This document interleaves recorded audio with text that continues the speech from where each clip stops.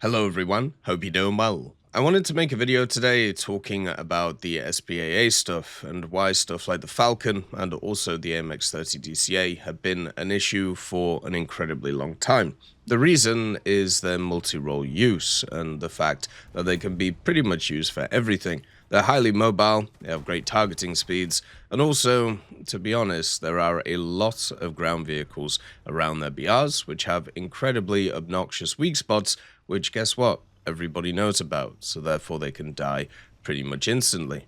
One of the problems with a lot of the gun radar AAs, so stuff like the Leopard, stuff like the Falcon, stuff like things like the MX30 DCA, is the simple fact that they have access to pretty high penning rounds. But the other problem that they have is a lot of these rounds, whether they be APDS or APHE, have incredibly powerful post-pen effect, and this is seen on many of these vehicles, and it's one of the things that makes them incredibly obnoxious to fight, because at 8.3 or 8.7, which is where most of these vehicles are, yes, there are quite a lot of vehicles which have access to stabilizers, which is okay, because it means that they can kind of get on target pretty quickly, and if the SPAA is not able to get their guns on target quickly, then you're able to take them out.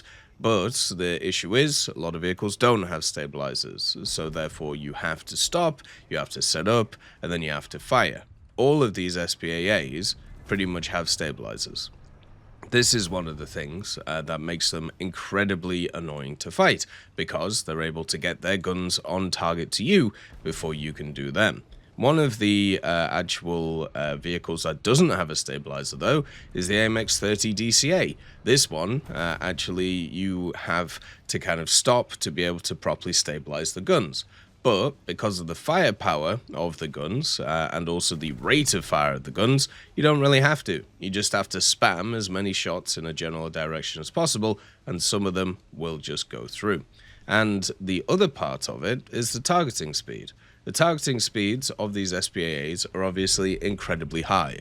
The reason for this is because they're designed to go after aircraft. Aircraft are a lot faster than ground vehicles, so therefore the turrets and the vertical drives have to move a lot quicker to be able to compensate. And this is great. The problem with this, though, is it also means they have better targeting speed than everything on the ground that they're fighting.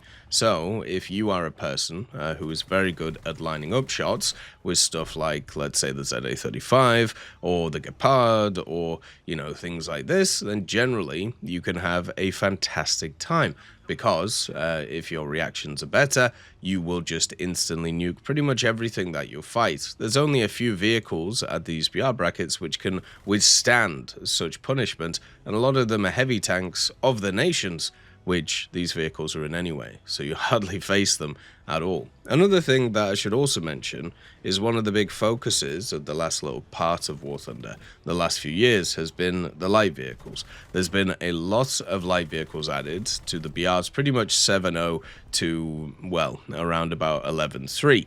And even in the last updates, you can kind of see them, right? You have stuff like the M10 Booker, you have stuff like the Ajax, and then in previous updates, you had things like the Stingray, for example, and the XM800T, which was a little bit before that.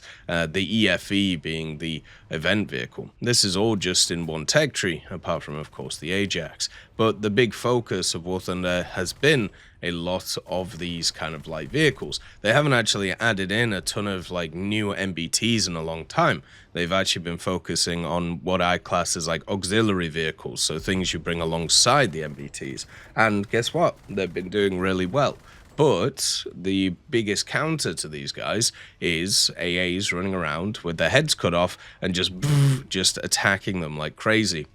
Another problem with these AAs is the actual fact that when you shoot them, nothing really happens. One of the hilarious things is the updated damage models when it comes to War Thunder. And one of the sets of vehicles that were targeted first to actually get these updated damage models was the SPAAs. And the reason for this is because a lot of them, you would just shoot them and the round would just go straight through because they did not have enough armor to kind of trigger off the round, and then you would do nothing to it. And even nowadays, with certain vehicles like the XM246, 6, for example, sometimes when you just shoot the turret, it just doesn't do anything, and then it just gets to absolutely bray you back. And that is also a problem. If you are in a tank, most tanks around the BRs of 8.0 to 9.0, they usually have 105s or similar guns, and their reload at best is going to be 6.7, an aced 6.7. That's kind of like the standard 105 reload if you have an aced crew. Now, I don't think most people have aced crew with all of their vehicles, so it's probably more around 7.0, or it's probably more around like 7.3 or 7.7. And what this basically means is if you cock up your shot, you have a wonderful 7 seconds to be absolutely brayed to death by an SPAA. And, as we've known many times, these SPAAs, because they fire so many shells at you, they eventually will get one through, and because of, as we talked about before, the APHE mechanics or the APDS doing a lot of spalling, then, of course, you are going to take a lot of damage, especially if you play in specific vehicles. Stuff like the T95E1, the M60s, for example, which, by the way, are in a lot of tech trees nowadays because they were heavily exported. They have that wonderful Cupola, the Commander's Cupola, which in real life was fantastic because what it meant was the Commander had great vision. It actually massively improved the targeting speed of these vehicles.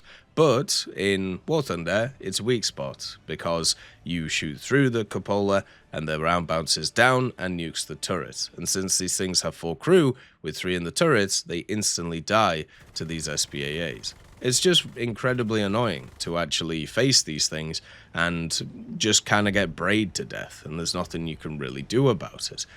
You aren't able to get your guns on target first, you aren't really able to do anything. You actually just have to hope that these vehicles don't know where to shoot you. But most of the time it's pretty obvious where to shoot you. They either shoot you in weak spots which shouldn't really exist, such as when you hit the lower of the turret and then the round bounces into the hull, or they spam cupolas hoping eventually for you to die. Now, I've played a lot of these vehicles. I've spaded out pretty much all of them apart from the ItPsV.